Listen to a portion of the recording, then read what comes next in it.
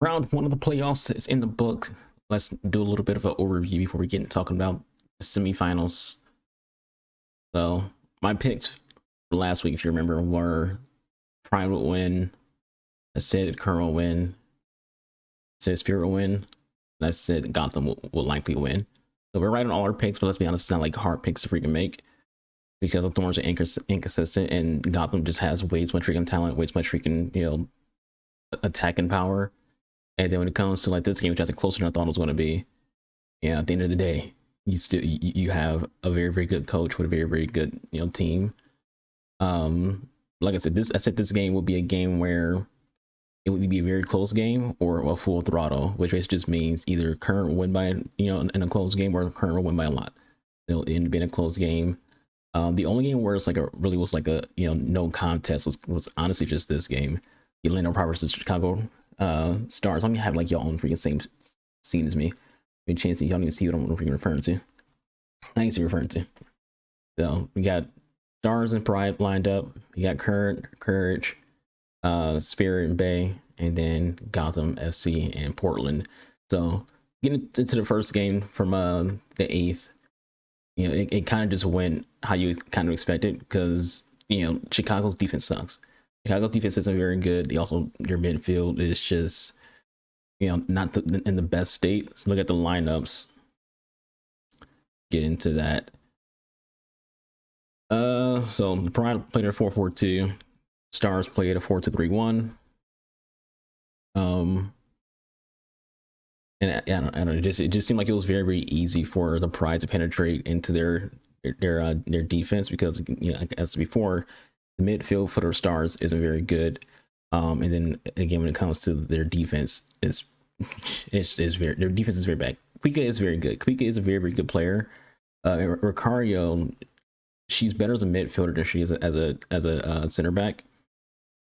But the states are bad when you're playing a midfielder as your center back. Some people are better at certain positions, like Tiara McCowan.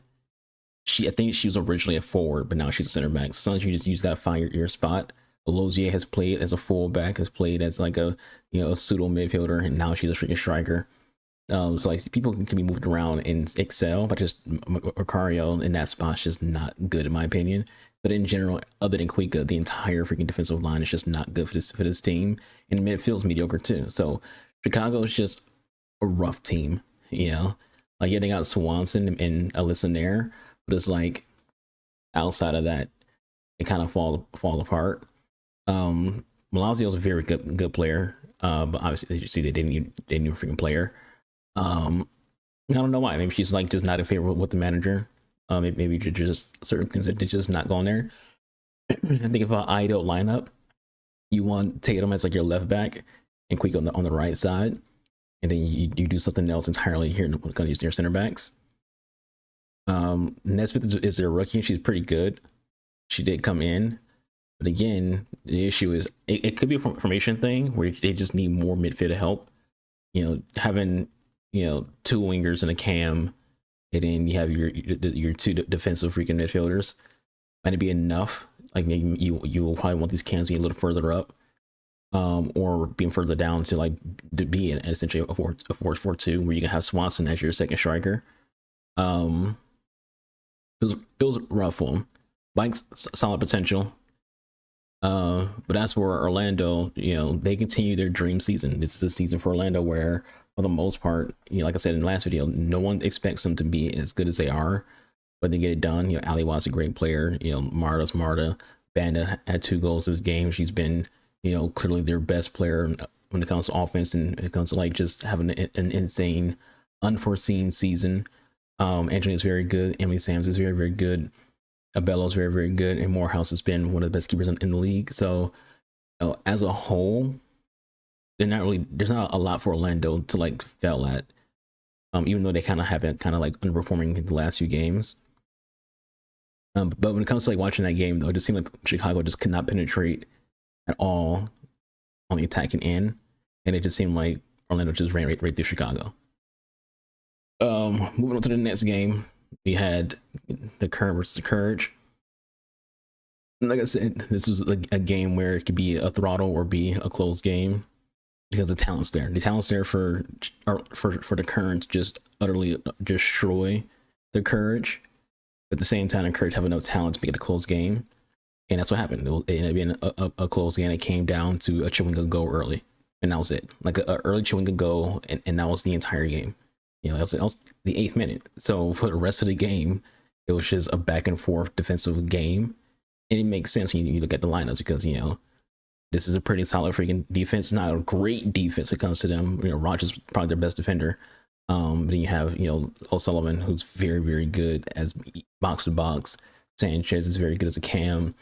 She's gotten better at defense, but she's kind of more like a shadow striker as kind of like Cam. You have Caroline, and, you know, she's very good. Gomes is very high potential. And you have obviously Chewing is going to be a threat. This front three is just super nasty. And then even as in their midfield, Debinian, that'd be DiBernardo, very, very good. She can play both, you know, as like again, another box to box style kind of player. I think it was like Labonta. Then her defense is just insane. Like Mace is very good. Lana Cook's one of the best center backs in America. Very, very good. Very good. It was a good game. It was a very, very good game. And like I said, it could have been a throttle. It could have been a close game, and it had been a close game. Satisfied with that. And then for the Spirit and Bay City game, that was actually like the dramatic game of the weekend.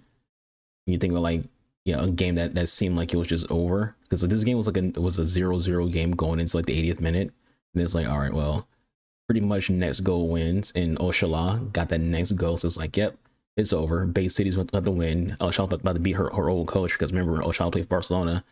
The new coach of the Spirit is Barcelona's former coach, Jonathan. But, you know, usual NWSL fashion, drama ensued.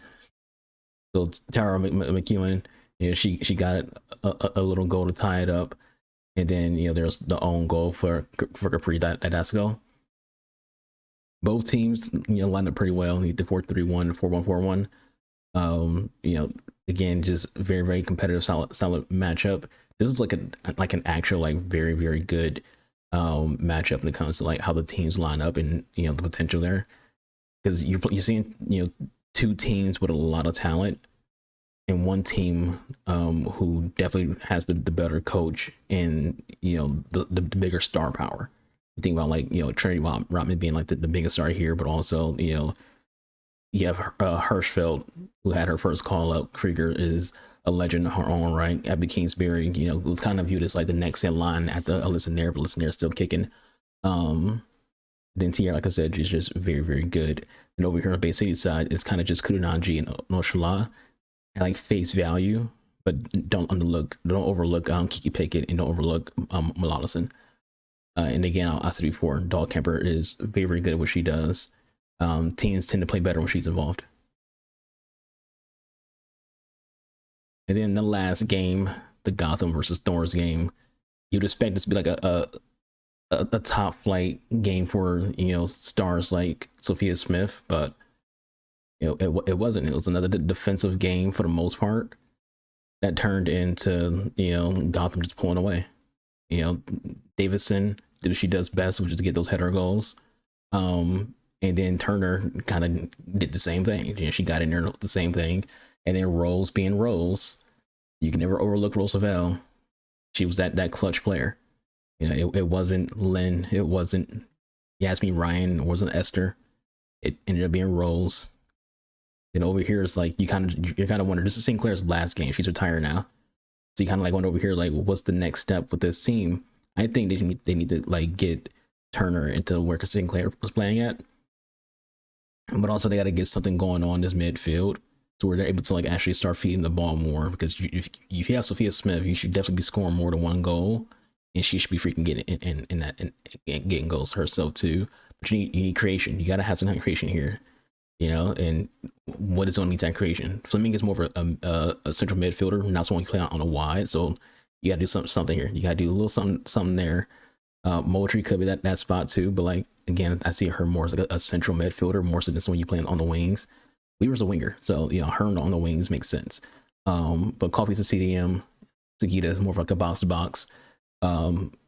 But yeah, it seems like you got to do something when it comes to like this position right here. You got to get like an actual winger for that spot who can actually, you know, create chances, but also push up and be an attacking threat. I feel like that's what's holding Portland back just a little bit. Just a little bit. But it was all good games. Now we're gonna get into like the predictions for this weekend. So Saturday we got Washington versus Gotham. That's gonna be an interesting game. This probably end up being just like the Gotham Thorns game, where it's gonna come down to like just one goal. Yeah, it's gonna come down to one goal. It's a tough one to pick between because it's like I kind of think Spirit will win it all. They just had that potential to win it all, but you just can't count Gotham out because they just have way too much talent. They have way too much talent. But I think the better defense is on the Spirit side. I think the Spirit are better coached. I think the Spirit have better defense. But again, you just can't count Gotham out. They're the ones who won the tournament last year. Like last year, the Wave won the league, but then Gotham won the playoffs. So it's like, you know, they're defending champs for a reason. But I'm going to go with Spirit. My pick for this week will be Spirit when it comes to this game. And then the next game, picking Current. I just think the Current will have enough attacking power to deal with Orlando. And I also think that, you know, the defense for the Current will be good enough to stifle Barbanda. So that's my picks. Spirit, KC. Anywho, quicker video today than last week. We don't need an hour to go over all this stuff because, you know, it's only 4 games. It's only 4 games. Plus, it's a 2-video day, so for the next video. I'm sorry, I just like lack of energy. It's like super early, almost 11 o'clock. Yeah, hope you have a good rest of your day. I'll stay safe. You can tell them your boy is Archer. I'm out of here. Deuces.